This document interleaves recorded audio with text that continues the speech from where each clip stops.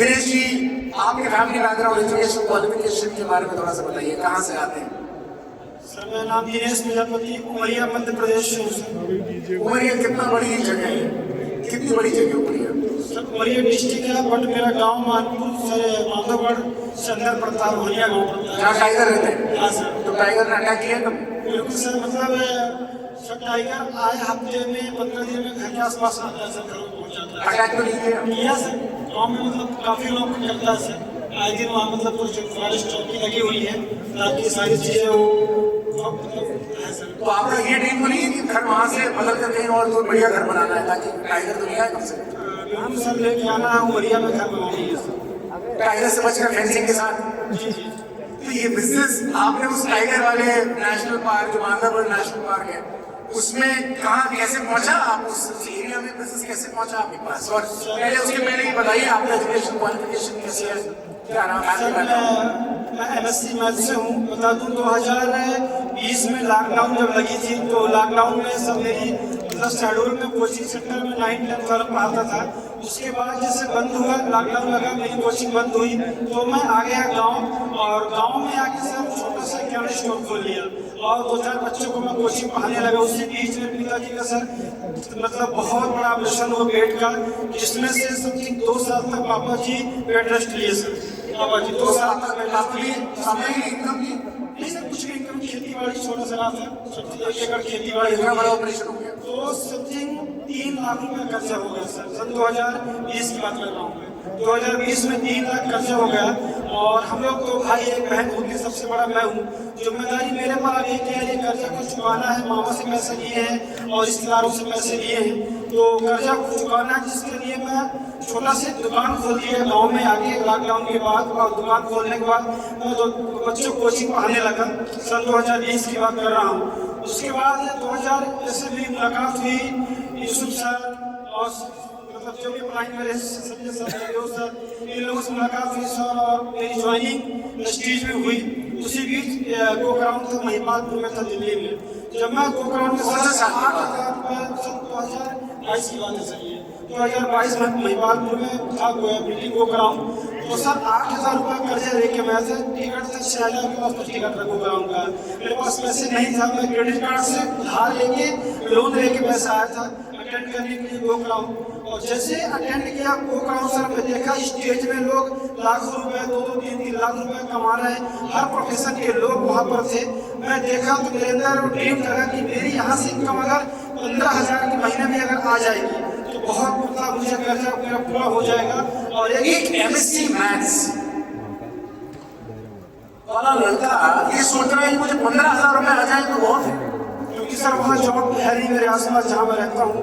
तो जिम्मेदारी सर 3 लाख का कर्जा पिताजी के ऊपर था। तो आपने मामा जी से कुछ पैसे उधार लिए? हाँ सर, मामा जी से 50,000 रुपए लिए थे, किसी से 50,000, 40,000, ये सब जोड़ कर सर 3 लाख के आसपास कर्जा हो गया तो था। आपने कोई बड़े शहर जाने का भी सोचा? MSc मैथ्स हो आप वहाँ पढ़ा लेते? सर पिताजी की तबीयत खराब हो गई तो सर सब दिमाग खराब हो गया सर, ये क्या करें, पहले इनको ठीक करना, मैं पढ़ाई बंद कर दिया।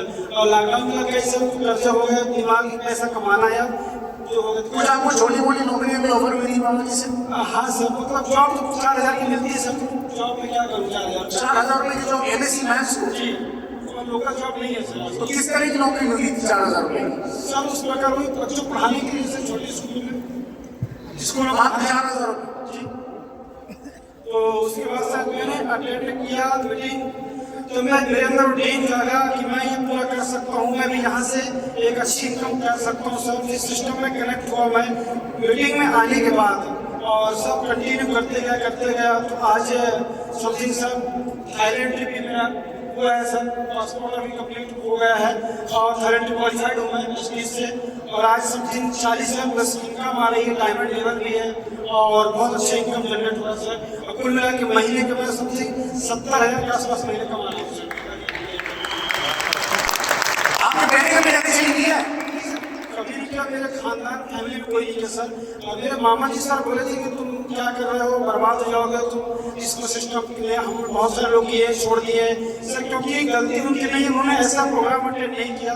अपने आंखों से मैंने देखा है स्टेज में लोगों को कैसे सफल है, सक्सेस है। मैंने अटेंड किया प्रोग्राम, तो मैं किसी की बात नहीं मानी सर। डिसीजन मेरे ही कहते हैं, कभी कभी डिसीजन बहुत कठिन होते हैं, लेकिन कठिन में लिया गया डिसीजन सर जिंदगी बदलता है। तो मेरा डिसीजन लिया कि करना मेरे को है, क्योंकि वही मामा जी सर जो 50,000 रुपये दिए थे, तो मेरे को बार बार फोन लगा है, पैसा कब दे रहा है, घर में एसी लगवाना है, जमीन लेना, मेरे को पैसे मेरे कब दोगे। रिश्तेदार फोन कर रहे थे बार बार सर, वो पैसे के लिए तो चुकाना मेरे को है। तो डिसीजन मेरा है तो करूँगा मैं सर। मैं निर्णय लिया और मैं किसी की बात नहीं सुना ना समझा, बस मुझे सिस्टम कैसे करना क्यों है मेरा भाई क्लियर था, क्योंकि मैंने अटेंड किया प्रोग्राम, मैंने काम शुरू कर दिया सर। सर आपकी उम्र क्या है? सर अभी 28 साल शादी हो गई? 28 साल की उम्र। आपकी सपनों की एक लिस्ट मेरे पास आई है। इनका कोई डायरेक्शन का बैकग्राउंड नहीं है। इनके अपलाइन ने आपके लिए एक्सरसाइज की थी, सपने लिखे थे आपने, वो सपने याद है? हाँ सर, बहुत सारे सपने पूरे हुए सर मेरे छोटे। जैसे सर पहली बात पहला, दूसरा, तीसरा, चौथा सपना ऐसा क्या लिखा था आपने? सर मैंने सर घर में लिखा था फ्रिज लेने के लिए, फ्रिज घर में सर मेरी फ्रिज नहीं थी, फ्रिज भी लिया। और सर मैं जूता जो पहना हूँ ये भी मेरा सपना रहा सर, मैं लिख के चिपकाया था। आपके पास जूते नहीं थे? नहीं थे सर, मैं नहीं लिया था गाँव में सर, नॉर्मल अब कहीं लेते नहीं, नॉर्मल चप्पल में काम चलता है सर। ये भी एक सपना हो सकता है। 1,000 रुपये का जूता लेते हैं, 40,000 रुपये का जूता लेके पहनते सर। 1,000 रुपये का मैंने जूता लिया सर। ये कोट भी सपना था मेरा, कोट को लेना सर, क्योंकि उसको मैं लिख के चिपकाया था, गया था मेरे घर पे। और बहन की शादी भी की सर, नेशनल फिल्म टीम से समझे 4 से 5 लाख रुपए की सर बहन की शादी हुई थी। यही से पैसा कमा के यही से पैसा कमाता हूँ, कर्जा भी काम कर लेता हूँ, कर्जा भी पूरा कंप्लीट, अब यही कर्जा पूरा नहीं है सर। कर्जा, बहन की शादी के 1 लाख रुपए कर्जा भी लिया था। ये असली कहानियां है, ये कोई नाटक नहीं चल रहा है। जो पैसा बनाया वेस्टेज से वो तो खर्च किया ही, और 1 लाख रुपए और कर्जा लिया था, और वो कर्जा भी चुका दिया आपने। सर बता दूं, वही मामा जी जो मना कर रहे थे मेरे को, तुम बर्बाद हो जाओगे, क्या करोगे। अब आज सर मतलब बता दूं कि शादी की चर्चा चल रही है मेरे घर पे, एक से रिश्ता घर में आ रहा है सर। मेरे पास 15-20 फोटो आ चुके हैं मोबाइल अकाउंट से, मतलब मामा जी रिश्ता लेके आ रहे हैं, तो अच्छे से कमा रहा है।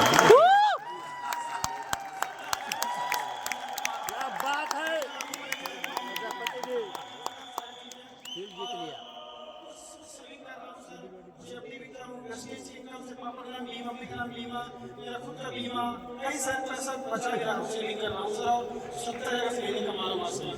मेरे पास कुछ 2 चीजें और हैं जो आपने अपनी ड्रीम की लिस्ट में लिखी थी। आपको याद आ रही है? माँ के लिए कुछ पायल भी लिया सर, मम्मी के लिए सर। एक बार दोबारा बोलिए। मम्मी के लिए सर चांदी का पायल भी लेके दिया हूँ सर, वो भी आपने लिखा था। लिख के चिपका से लिया। और मम्मी के लिए एक चीज और थी, साड़ी भी सर दिए सर, साड़ी, एक अच्छी साड़ी लेकर आप पापा के लिए कपड़ा भी दिया हूँ। बहुत सारे सर ड्रीम पूरे हो गए हैं। ये लिखे गए आपने, ये सब लिखना जरूरी है। Yes yes. माँ की चांदी की पायल तक सपनों की लिस्ट में लिखी थी, माँ के लिए साड़ी लिखी थी। मैं धन्यवाद करता हूँ जिस अपलाइन ने आपकी टीम से की थी, उनका नाम क्या है मौजूद? यूसुफ सर। यूसुफ जी हमारे बहुत बेहतरीन लीडर है। और मैं आपको बता दूं कि भारत की पॉपुलेशन 150 करोड़ हो गई है। उस 150 करोड़ में इतना बहुत बड़ा योगदान है सिर्फ अकेले इनका नहीं, पर इनके द्वारा वेस्टेज के प्रोडक्ट से जो फर्टिलिटी इंप्रूवमेंट में काम किया गया है, ये आज तक जिन माँ बापों को संतान नहीं हो रही है, ऐसे 50 से ज्यादा माँ बापों को संतान का सुख दे चुके हैं, उसमें निमित्त बन चुके हैं। एक बार जोरदार तालियां हो यूसुफ की।